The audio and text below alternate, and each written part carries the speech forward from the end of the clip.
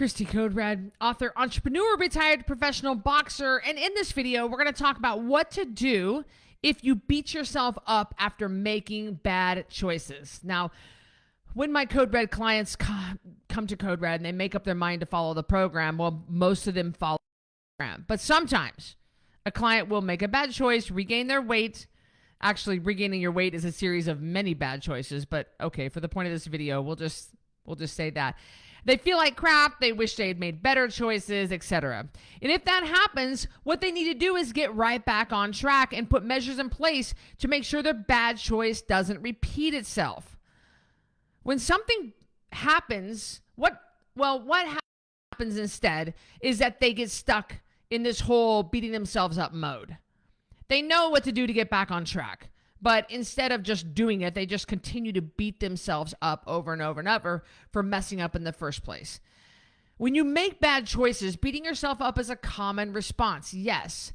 But it's also a complete waste of time and energy for these two reasons, okay? First of all, it sucks up a ton of mental energy and bandwidth that you could use to work the problem and make sure that that doesn't happen again.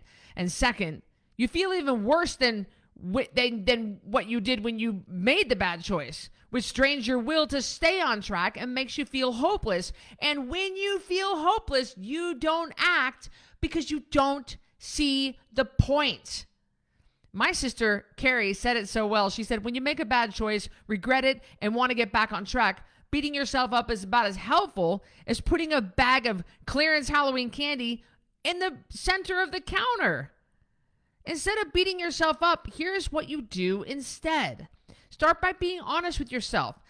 If you make a bad choice, forgiving yourself and repeating it is not being honest with yourself.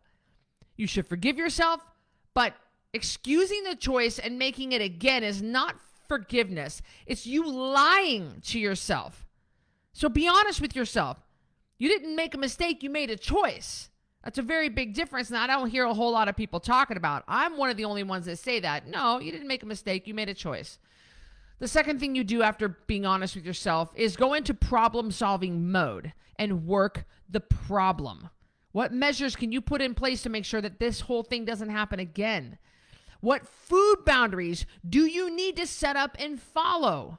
If this isn't the first time that you've made the bad choice, did you have measures in place? And did they clearly work? So what changes do you need to make sure that this time they do work?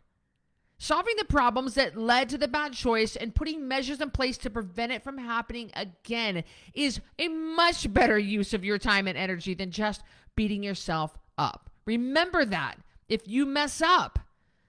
And to get more tips and help you lose weight and keep it up, sign up for my Code Red Daily Quick Tips. You can do that at coderedlifestyle.com/quick tips. And I'll see you in the next video.